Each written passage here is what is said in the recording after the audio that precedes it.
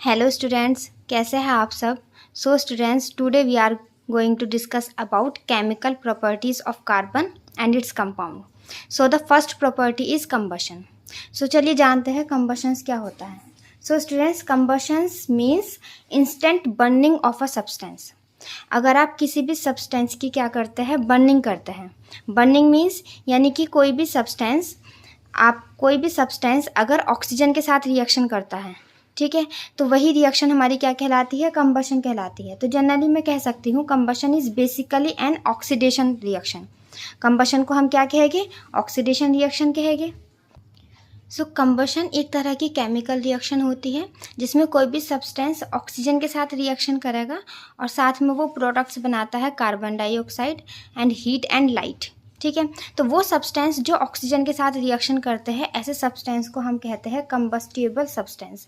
सो combustible substance आपके किस चीज़ में यूज़ होते हैं, it is use to produce heat and light. ठीक है, तो हीट और लाइट को प्रोड्यूस करने में कंबस्टिबल सब्सटेंस आपके यूज़ होते हैं।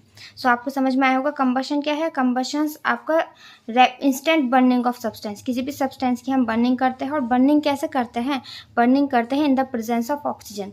ऑक्सीजन की प्रेजेंस में बर्निंग करते हैं, इसलिए ये एक ऑक्सीडेशन रिएक्शन भी कहलाएगी। ठीक है, कुछ एग्जाम्पल्स देखते हैं। जैसे मैं बात करती हूँ कार्बन की। ठीक है, हम कार्बन का कंबशन करना है, यानी कि कार्बन की रिएक्शन किसके साथ करानी है, ऑक्सीजन के साथ करानी है।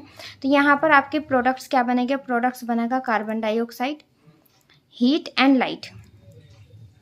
ठीक है ना, तो this is basically a combustion reaction. तो कंबशन यानी कि कोई भी सब्सटेंस, कार्बन हो, कार्बन का कंपाउंड हो, ठीक है, वो ऑक्सीजन के साथ रिएक्शन करेगा, यानी कि हम कहेंगे कि वो क्या हो गया, बर्न हो गया, ऑक्सीजन के साथ कंबस्टेबल हो गया। और साथ में क्या प्रोडक्ट्स बनाए, carbon dioxide, heat and light. This is combustion reaction. So carbon और उसके एलोट्रॉप्स ऑक्सीजन के साथ बर्न होकर क्या देते हैं, carbon dioxide, heat and light. इसी तरह से हम बात करते हैं कुछ नेचुरल गैस की, जैसे कि हम बात करते हैं मीथेन, CH4 यानी कि मीथेन। ठीक है, तो स्टूडेंट्स मीथेन ऑक्सीजन के साथ रिएक्शन करके क्या देता है, सेम प्रोडक्ट, यानी कि carbon dioxide, water plus light. तो ये भी क्या हो गई, है कंबशन रिएक्शन हो गई। अब मीथेन क्या है, कार्बन के कंपाउंड ही तो है ना। तो मीथेन नेचुरल गैस होती है, इनको हम क्या बोलते हैं, इसको हम बायोगैस भी कहते हैं। ठीक है ना, तो ऑक्सीजन के साथ रिएक्शन करके क्या दिया, कार्बन डाइऑक्साइड एंड वाटर। अच्छा, इस रिएक्शन को हम यहाँ पे बैलेंस कर लेंगे। आपके पास 4 हाइड्रोजन है, तो हमने यहाँ पे क्या लगाया, 2 लगाया। ठीक है, ऑक्सीजन आपके पास क्या हो गए, 2 हो गए। ठीक है, 2 ऑक्सीजन ये है, 2 ये है, तो आपने यहाँ पे क्या लगा दिया, 2 लगा दिया, तो हमने बैलेंस कर लिया। इसी तरह से अगर हम बात करते हैं कुछ कुकिंग गैस, जैसे कि LPG होती है। तो स्टूडेंट्स मैं आपको बता दूँ, LPG is a generally mixture of butane and propane. LPG क्या होता है, ब्यूटेन एंड प्रोपेन का मिक्सचर होता है। अभी लास्ट वीडियो में मैंने आपको IUPAC नॉमेनक्लेचर्स कराए थे, तो वहाँ पर हमने देखा था प्रोपेन यानी कि 3 कार्बन की चैन और ब्यूटेन यानी कि 4 कार्बन की चैन। ठीक है, तो ब्यूटेन एंड प्रोपेन से क्या बनती है, आपकी LPG बनती है। जैसे हम बात करते हैं यहाँ पर ब्यूटेन की।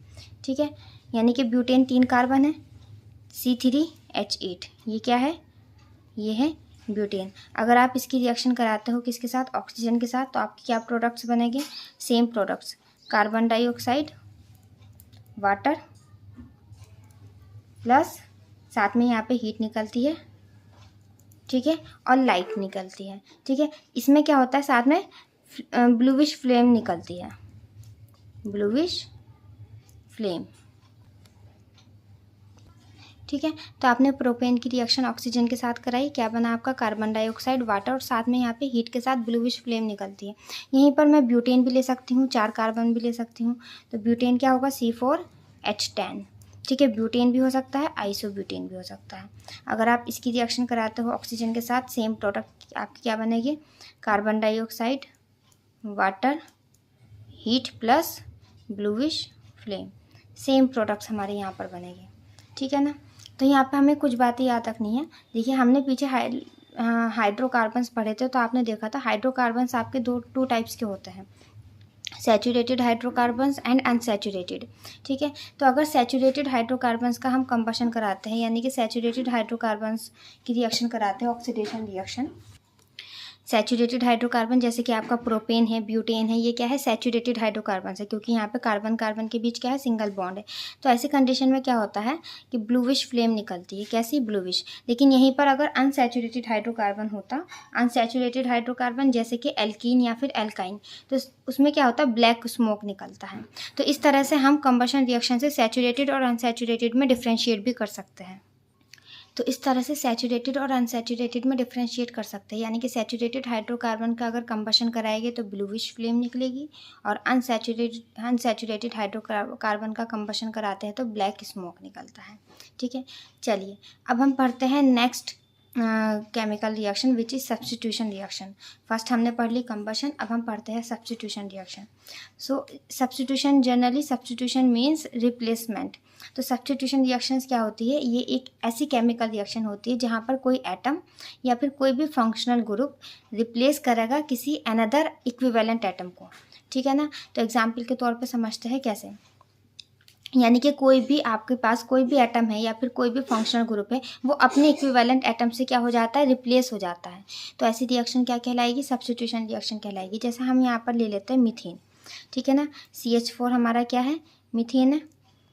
अब मीथेन की रिएक्शन, हम मीथेन की क्लोरीनेशन कराते हैं, यानी कि मीथेन की रिएक्शन किसके साथ कराएंगे, क्लोरीन के साथ कराएंगे। अच्छा, ये जो रिएक्शन होती है सनलाइट की प्रेजेंस में होती है, ये खास बात है, इसकी याद रखनी है। तब यहाँ पर क्या होगा, अब आपको पता है क्लोरीन भी मोनोवैलेंट है और हाइड्रोजन भी मोनोवैलेंट, यानी कि दोनों की वैलेंसी सेम है, 1 1 वैलेंसी है। ठीक है, तो क्लोरीन क्या करेगा, हाइड्रोजन को रिप्लेस कर देगा, मतलब क्लोरीन हाइड्रोजन से रिप्लेस हो जाएगा, यानी इसको सब्स्टिट्यूएंट कर देगा। तो यहाँ से एक हाइड्रोजन हटेगा तो ये क्या बचेगा, CH3 बचेगा। अब वो जो हाइड्रोजन बचा है, हटा है यहाँ से, उसकी वैकेंसी कौन कंप्लीट करेगा, वो करेगा क्लोरीन। तो यहाँ से एक हाइड्रोजन हटाएगा और कौन सा ग्रुप लगा देंगे, Cl ग्रुप, क्योंकि दोनों ही मोनोवैलेंट ग्रुप है। तो इस तरह से भी कार्बन की वैलेंसी कंप्लीट हो रही है। अब ये जो हाइड्रोजन यहाँ से निकला है, आपके पास यहाँ 2 क्लोरीन है, वो दूसरे क्लोरीन के साथ क्या कंपाउंड बना लेगा, HCl कंपाउंड बना लेगा। So this is substitution reaction. ठीक है, तो सब्स्टिट्यूशन जनरली थोड़ी सी हमारी किसके जैसी है, तो यहाँ पे हमने क्या करा है, एक हाइड्रोजन ग्रुप हटा और उसकी जगह कौन सा ग्रुप आ गया, यहाँ पर Cl ग्रुप आ गया।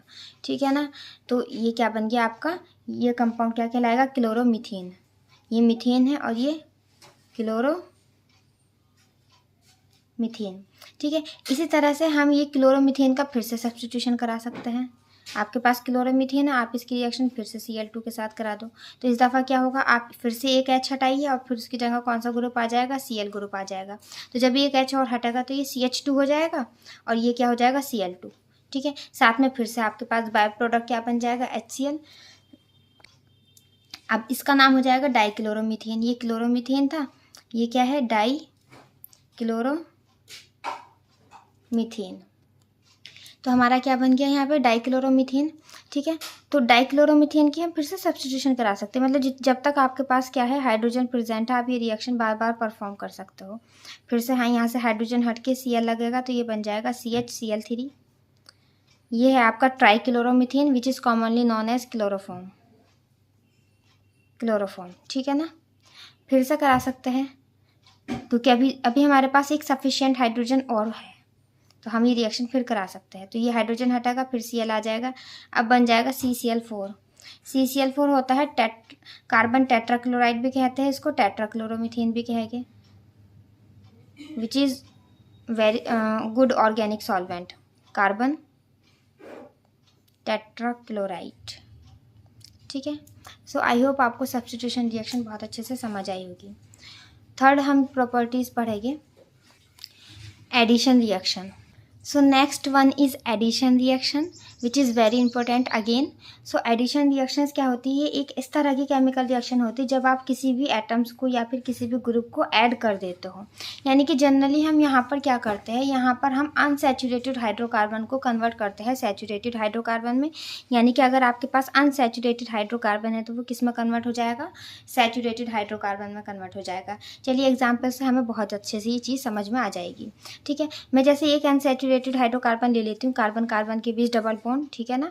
तो ये मैंने ले लिया CH2 यानी कि इथीन। 2 कार्बन क्या होता है, एथ, और डबल बॉन्ड होता है इन, इथीन, ठीक है। यहाँ पर मैं क्या ऐड करा रही हूँ, यहाँ पर हम ऐड करा रहे हैं H2। तो ये रिएक्शन को हम हाइड्रोजनेशन भी कह सकते हैं, क्योंकि हाइड्रोजन को ऐड कराना क्या कहलाता है, हाइड्रोजनेशन।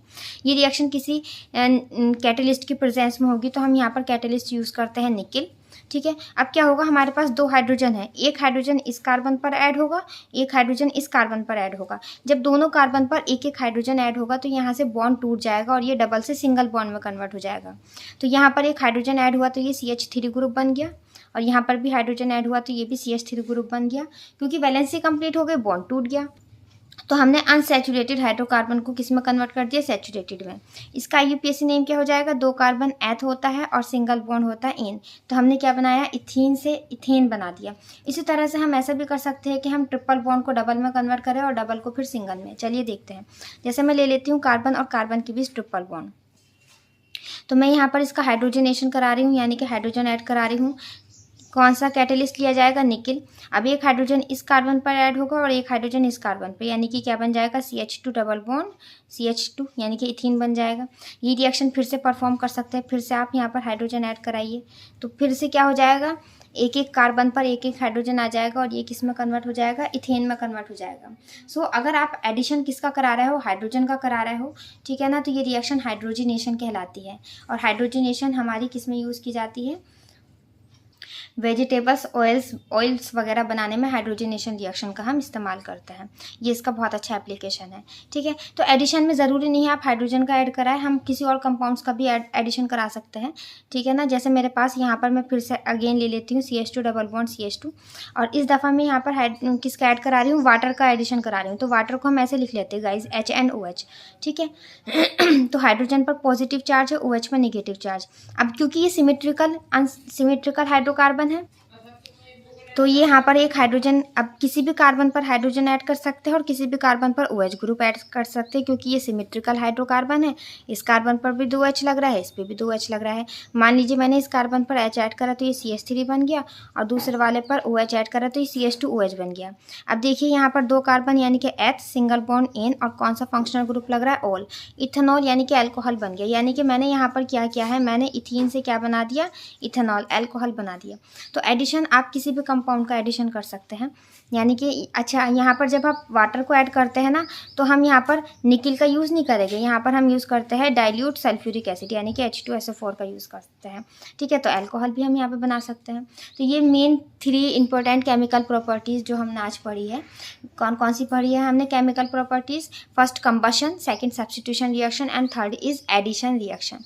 ये तीनों मेन बहुत इंपॉर्टेंट केमिकल प्रॉपर्टीज़ हैं कार्बन और उसके कंपाउंड्स की। अब नेक्स्ट वीडियो में हम पढ़ेंगे इथेनॉल। चलिए मिलते हैं नेक्स्ट वीडियो में।